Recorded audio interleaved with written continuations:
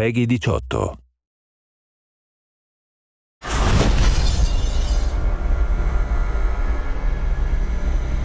The thing we really wanted to do was give the player decisions to make, give the player choices and have some consequences to those choices. And some have lightweight or subtle consequences, and some are purely aesthetic. Choice matter because in the media video game, you can make choices where the movies doesn't allow you to make choices. So having the consequences to what you do and seeing how the simulation deals with your choices, it feels like the player has full ownership of his experience.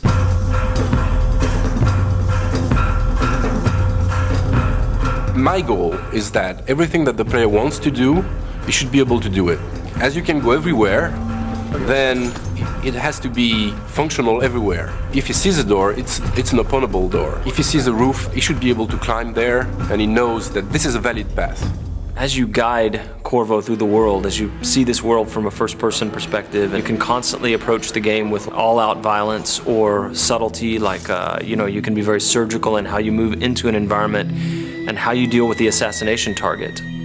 Ce qui est vraiment très intéressant dans Dishonored, c'est la possibilité pour le joueur de vraiment inventer son histoire, on va dire. Il peut vraiment jouer le jeu de la façon dont il a vraiment envie.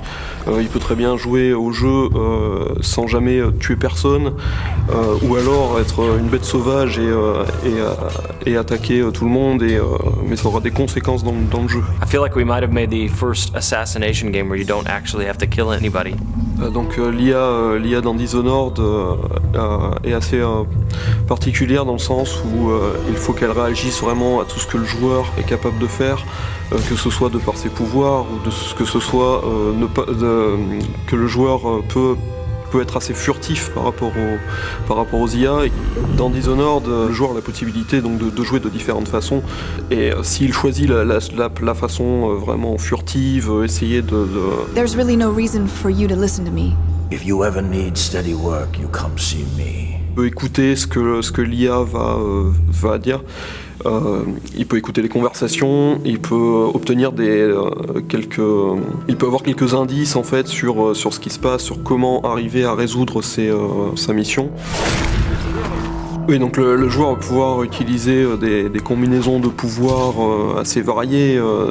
Par exemple, donc il va pouvoir arrêter le temps, commencer à utiliser l'arbalète pour tirer sur les différents ennemis. Les flèches vont prendre le cours normal du temps, tous les ennemis dans la pièce vont mourir.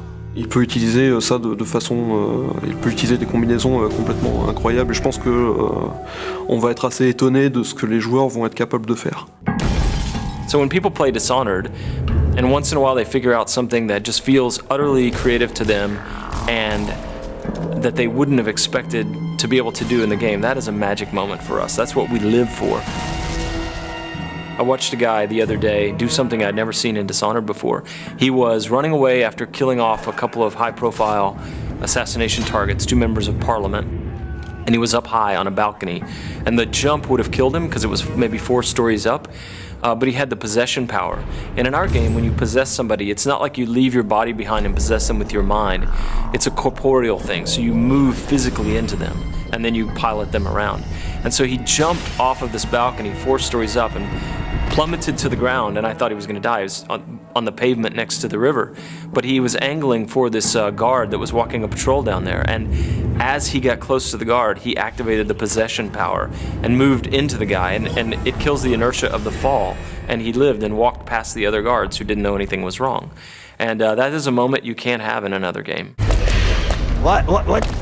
What's happening? Once a programmer came back to us and he shot a little video of something that was really fun and wanted to show us. So what he did was that he summoned a set of rats, then he froze time, then he pulled out the spring razor, which is this kind of mine that you can stick to things. So he could actually froze the rat, stick the mine to the rat, then he possessed the rat, and then he moved the rat around and close to a guard and ejected as the mine exploded.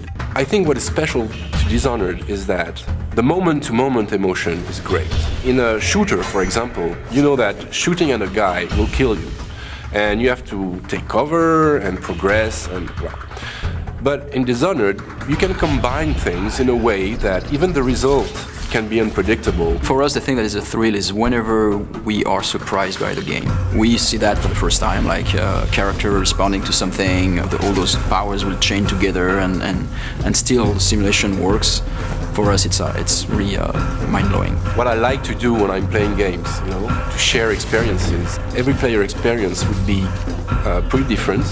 I would love the player to feel that.